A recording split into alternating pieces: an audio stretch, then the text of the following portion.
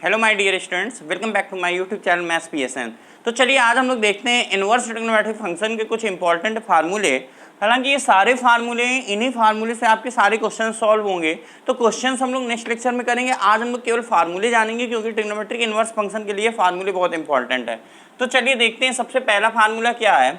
जैसे इसमें आपको पता होगा इनवर्स ट्रिग्नोमेट्रिक फंक्शन में इनवर्स आते हैं, ऐसे inverse sine inverse x, cosec inverse x, tan inverse x.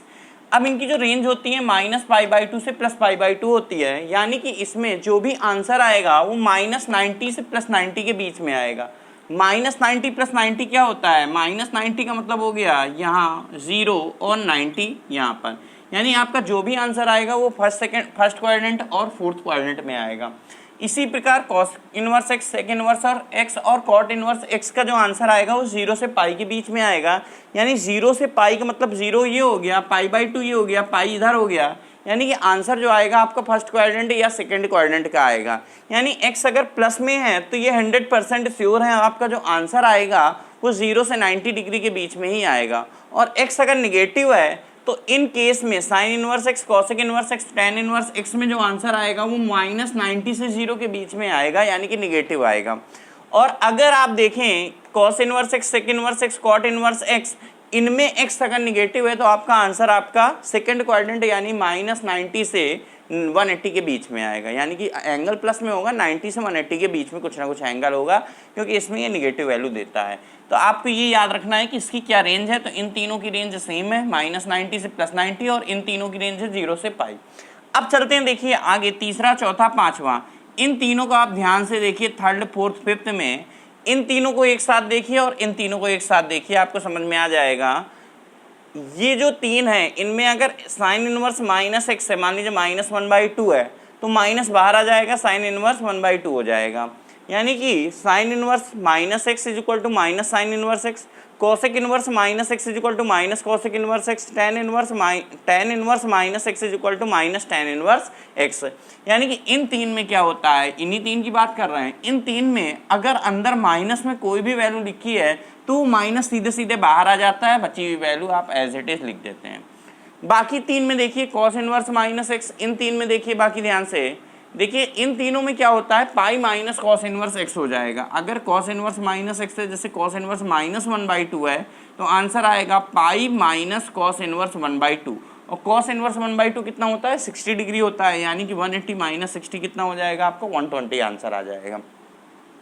वही हाल सेक इनवर्स में होंगे, वही हाल कॉट इनवर्स में होंगे। यानी कि ये जो तीन लिखे हुए हैं, इन तीनों में अगर माइनस में कोई भी वैल्यू है तो वो डायरेक्ट माइनस केवल बाहर नहीं आता है, बल्कि pi minus cos inverse this sec है तो सेक इनवर्स दिस, इस तरह करके आ जाता है।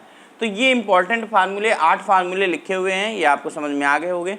चलिए आगे देखते हैं 9वें और 10वें में। देखिए पहले ये तीन देख लीजिए, 11वां, 12वां, 13वां, फिर अभी 9वें और 10वें की जिक्र करते हैं। देखिए 11, 12, 13 में sign inverse x plus cos inverse x कितना होगा, π/2 होगा। एक्स की वैल्यू कहाँ से कहाँ तक होगी, वो अपने आप आपको -1 से +1 के बीच में मिलेगा, तभी एग्जिस्ट करेगा, अदरवाइज इनवैलिड हो जाएगा, एग्जिस्ट ही नहीं करेगा। साइन इनवर्स 2 होता ही नहीं कुछ, ठीक है। तो यहाँ पर sine inverse x plus cos inverse x π/2। इसी प्रकार tan inverse x plus cot inverse x π/2। इसी प्रकार cosec inverse x plus sec inverse x कितना होता है, π/2। तो ये तीन फार्मूले भी आपको अच्छे से याद होने चाहिए।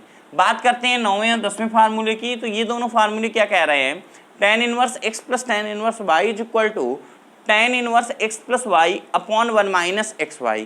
इसी प्रकार tan inverse x minus tan inverse y में tan inverse x minus y upon 1 + xy।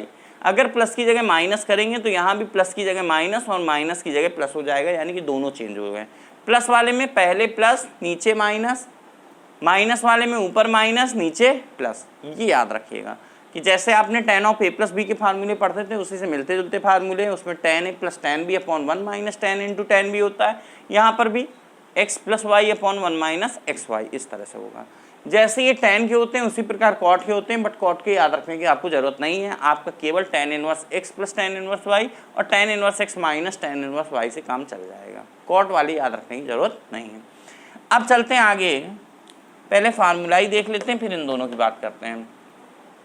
16 में क्या लिखा है, sine inverse x plus sine inverse y. देखिए ये तीन हो गए थे, ये भी दो समझा दिया। 14, 15 अभी बता रहे हैं, पहले इसके पहले ये देख लीजिए। फार्मूला है sine inverse x plus sine inverse y is equal to sine inverse x under root 1 minus y square plus y under root 1 minus x square. यानी कि यहाँ प्लस है तो ये भी प्लस होता है। किस तरह से लिखा है ये फार्मूला आपको याद होना चाहिए।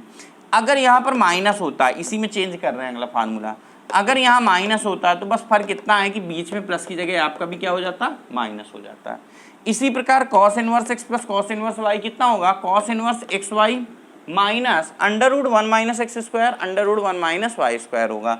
यदि यहाँ पर प्लस की जगह माइनस कर देंगे, क्या लगा हुआ है प्लस, अगर ये प्लस की जगह माइनस कर दें यहाँ पर तो यहाँ माइनस की जगह प्लस हो जाएगा। याद रखिएगा sign inverse x plus sine inverse वाले में प्लस है तो प्लस, वाई माइनस है तो माइनस, लेकिन कॉस वाले में उल्टा होता है, अगर प्लस है तो यहाँ माइनस आएगा, माइनस है तो यहाँ प्लस आ जाएगा। याद रहेगी इतनी बात। तो यानी कि 2 फार्मूले इसके बन गए, 2 फार्मूले इसके बन गए, टोटल 4 फार्मूले बन गए इनसे। अब बात करते हैं इन दोनों की, ये क्या लिखा हुआ है। देखिए एक सिंपल छोटी सी बात है कि साइन इनवर्स एक्स, चूंकि ये साइन है ये साइन इनवर्स है, ये दोनों हट जाएंगे, आंसर सीधे से एक्स आ जाएगा। अब x की वैल्यू ऑटोमेटिक आपको -1 से +1 के बीच में मिलेगी, तभी ये एग्जिस्ट करेगा, अदरवाइज ये एग्जिस्ट ही नहीं करेगा। क्लियर हो गई बात। इसी प्रकार sine inverse sine theta is equal to theta तो आएगा, लेकिन थीटा तब आएगा, देखिए साइन इनवर्स और साइन हट गए तो कितना आ गया थीटा, लेकिन थीटा तब आएगा जब इसकी जो थीटा की वैल्यू है ये -90 से +90 के बीच में होगी। -90 +90 भी हो सकता है इनके बीच में, यानी -90 से +90 के बीच में होगा तो आपका सीधे से साइन इनवर्स साइन थीटा किसके बराबर आ गया, थीटा।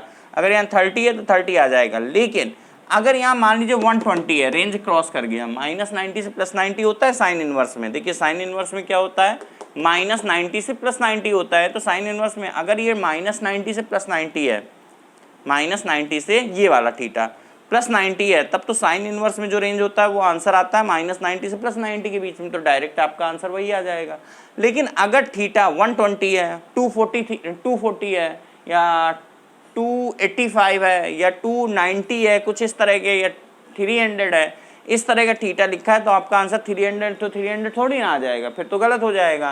क्यों, क्योंकि साइन इनवर्स में 300 होता नहीं, साइन इनवर्स में सीधे जो रेंज आता है वो -90 से +90 के बीच में होता है। तो इसको हमें बनाना पड़ेगा। कैसे बनाना पड़ेगा, जैसे साइन 300 है, इसको -90 से +90 के बीच में बनाना होगा, तो इसको 360 -60 करके इसको -60 करना होगा, मतलब माइनस साइन 60, फिर माइनस बाहर आ जाएगा इस फार्मूले के अकॉर्डिंग, फिर साइन इनवर्स साइन 60 बन जाएगा, तो आंसर 60 आ जाएगा, यानी कि माइनस पहले से लिखा था तो फाइनल आंसर आ गया -60। -60 इन दोनों के रेंज में है, समझ में आ गया। तो यानी कि आपको ये चीज़ समझना है कि इसमें तो कोई टेंशन नहीं, इसमें x ऑलरेडी अपने आप ऑटोमेटिक -1 से +1 के बीच में मिलेगा, तो डायरेक्ट आंसर x आ जाएगा। लेकिन इसमें थीटा कुछ भी हो सकता है, 240, 270, 300, 330 कुछ भी हो सकता है, लेकिन डायरेक्ट आपका आंसर पे थीटा नहीं आ जाएगा।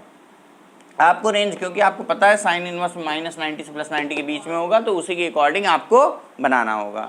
क्लियर हो गया। तो इतने फार्मूले हैं, यानी कि आपने टोटल 17 फार्मूले लिखा। आप देख लीजिए ध्यान से, सारे फार्मूले इसको नोट कर लीजिए, ये आपके इंपॉर्टेंट फार्मूले हैं। तो ये इन्वर्स ट्रिग्नोमेट्रिक फंक्शन, यानी कि आपके इन्वर्स ट्रिग्नोमेट्रिक फंक्शन के सारे फार्मूले हैं।